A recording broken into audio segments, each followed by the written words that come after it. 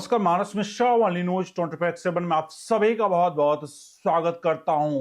BJP ने 4 राज्यों में भगवा लहरा दिया है और ये 4 राज्य यानी कि कांग्रेस 4-0 से पूरी तरह से शिकस्त यहां पर हुई है और एक एक राज्य का आंकड़ा आपको दिखाएंगे। और सबसे अहम बात यहां पर है कि जो कर्नाटक कांग्रेस का गढ़ कहा जाता है, जिस कांग्रेस में मतलब जिस कर्नाटक में कांग्रेस साफ तौर पर उनके मुख्यमंत्री, उनके सारा तंत्र, उसके बावजूद भी कर्नाटक में चुनाव यहां पर हार जाती है अगर कांग्रेस, तो उससे बड़ा कोई भी दुर्भाग्य नहीं है। मैं आपको बिना आपका वक्त जाहिर किए वो आंकड़े दिखाऊंगा एक एक करके। और सबसे अहम बात, जो राहुल गांधी ये कहते हैं कि ईवीएम से चोरी हो रहा है, ये अब की बार बैलेट पेपर से भी कुछ चुनाव हुए थे और बैलेट पेपर से चुनाव होने के बावजूद भी खड़गे अपने गढ़ में हार गए। जी हां, मल्लिकार्जुन खड़गे अपने गढ़ में किस तरह से हारे हैं।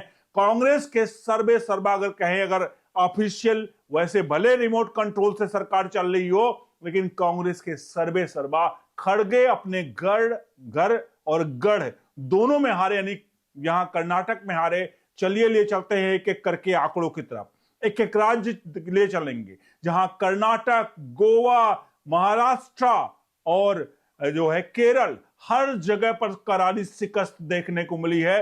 वीडियो के कमेंट बॉक्स में अपनी राय प्रतिक्रिया जरूर दीजिएगा और वीडियो को लाइक शेयर जरूर करेगा। बढ़ते हैं सबसे पहले राज्य, और सबसे अहम राज्य जो है वो कर्नाटक। इसलिए कर्नाटक क्योंकि कर्नाटक में ये जो नाटक होता है कांग्रेस का अब लगभग खत्म है। वो आंकड़े आपके सामने हैं, कर्नाटक चुनाव 2025 के आंकड़े। जी हां, ये आंकड़े आपके सामने नजर आ रहे हैं। इसमें आपको बता दें, पार्टीवार परिणाम टाउन चुनाव का जो था, कुल 76 सीटें थी, ध्यान रखिएगा, कुल 76 सीटें थी। भाजपा के खाते में 48, कांग्रेस महज 23 और एसडीपीआई 3, अन्य के खाते में 3।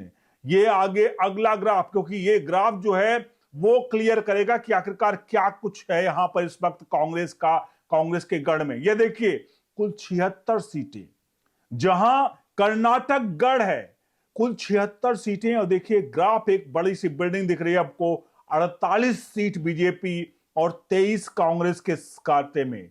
ये बीजेपी और कांग्रेस के ग्राफ है इनके तुलना में। और आखिरकार कुल 76 में 48 सीट और 23। और ये मैं इसलिए बार बार इस पर जोर डाल रहा हूं, ये इसलिए मैं बार बार आपको इस पर जोर डाल रहा हूं क्योंकि आंकड़े कर्नाटक के हैं। लोकल बॉडी चुनाव, जहां पर कर्नाटक का पूरा तंत्र था, और जो कर्नाटक कोई भी अगर किसी प्रकार का किसी पूरे राज्य, पूरे देश भर में कहीं से भी कुछ होता है तो एफआईआर कर्नाटक में दर्ज होती है।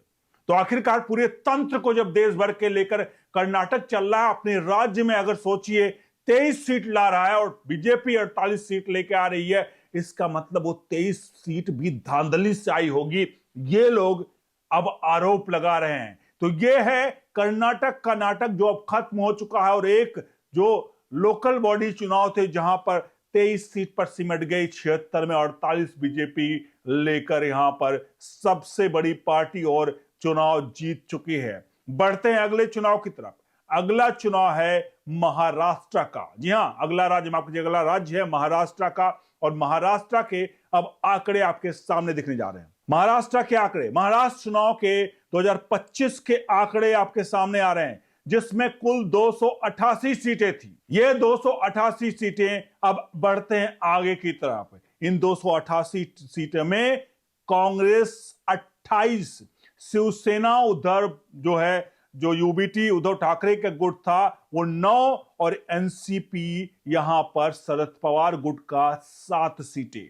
सोचिए, ये कुल 288 सीटों में 28 सीट पर कांग्रेस। सोचिए कांग्रेस के हालात क्या हैं। चलते हैं अगले आंकड़े की तरफ। यह अगला आंकड़ा बीजेपी 117 सीट, शिवसेना एकनाथ शिंदे, जी हां, वो उद्धव ठाकरे वाली नहीं, ये एक्चुअल शिवसेना आप क्लेम कर रही है। शिवसेना एकनाथ शिंदे 53 सीट, एनसीपी अजीत पवार वाली गुट की जो है वो 37 सीट यहां पर आपके सामने आंकड़े दिख रहे हैं। ये है कांग्रेस का इस वक्त एक्चुअल जो है। अन्य के खाते में यहां पर 37 सीट दिख रही है।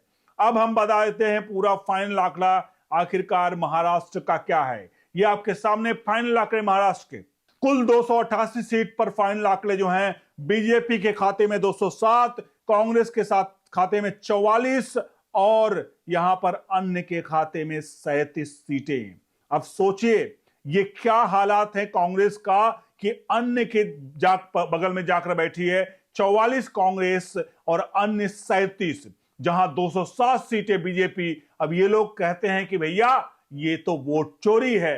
अरे वोट चोरी नहीं है। ओवैसी बार बार बार कहते हैं एक बात कि मोदी ने हिंदुओं का दिमाग सेट कर दिया है, वाकई में दिमाग सेट कर दिया है। और ये महाराष्ट्र के आंकड़े उसी तरफ इशारा करते हैं। बढ़ते हैं अगले राज्य की तरफ। अगला राज्य है गोवा। अब गोवा के आंकड़े आपके सामने आ रहे हैं स्क्रीन पर। देखिए गोवा के आंकड़े, गोवा चुनाव 2025 के जो आंकड़े हैं वो हम आपको दिखा रहे हैं। ये भले लोकल बॉडी चुनाव है लेकिन ये बहुत कुछ बयां कर रहे हैं। पार्टी वार परिणाम है। कुल सीटें 50 थी जहां पर गोवा में भाजपा अपने बल पर 32 सीटें, Congress 10 seat, Goa forward party 1 seat, आम आदमी पार्टी जो है 1 सीट और रेवोल्यूशनरी गोवा जो है गोवंस पार्टी आरजीपी 2 सीटें, स्वतंत्र यानी इंडिपेंडेंट जो है 4 सीटें। सोचिए ये गोवा के हालात हैं जहां आम आदमी पार्टी, आम आदमी केजरीवाल कहीं ना कहीं हुंकार बढ़ते थे।